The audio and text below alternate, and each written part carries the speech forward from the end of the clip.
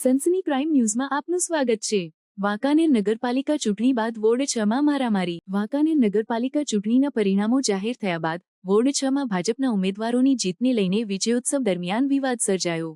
ભાજપના સમર્થકોએ આમ આદમી પાર્ટીના ઉમેદવારની દુકાન પાસે ફટાકડા ફોડ્યા, જેનાથી બંને પક્ષોના સમર્થકો વચ્ચે માથાકૂટ અને મારામારી થઈ।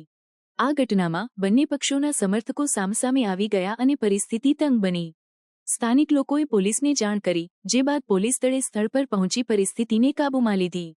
પોલીસે બંને પક્ષોને શાંત કરી અને વધુ હિંસા અટકાવી। પોલીસે ઘટનાની તપાસ શરૂ કરી છે અને બંને પક્ષોના સમર્થકોને શાંતિ જાળવવા માટે સૂચના આપી છે। સ્થાનિક પ્રશાસને લોકોને અપીલ કરી છે કે ચૂંટણી પરિણામોને લઈને કોઈ વિવાદ ન કરે અને શાંતિપૂર્ણ માહોલ જાળવે।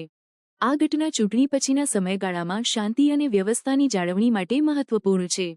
સ્થાનિક સમુદાયને શાંતિ અને સહનશીલતા જાળવવાની અપીલ કરવામાં આવી છે, જેથી આવી ઘટનાઓ ફરી ન બને। આજરોજ વાંકાનેર નગરપાલિકાના ચૂંટણીના પરિણામો જાહેર થયા બાદ કેટલાક જીતેલા ઉમેદવાર છે ખુશી મનાવવા સારું ફટાકડા ફોડી રહેલા હતા માર્કેટ ચોક વિસ્તારમાં।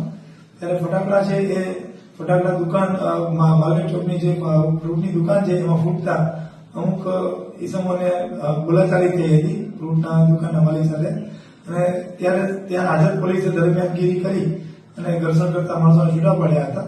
અને હાલે આ બનાવ અંગે કોઈ પ્રત્યાઘાત નથી અને માર્કેટ ચોક વિસ્તાર તેમજ આખા વાંકાનેર વિસ્તારમાં હાલે શાંતિનું વાતાવરણ છે અને પોલીસ પેટ્રોલિંગ ચાલુમાં છે।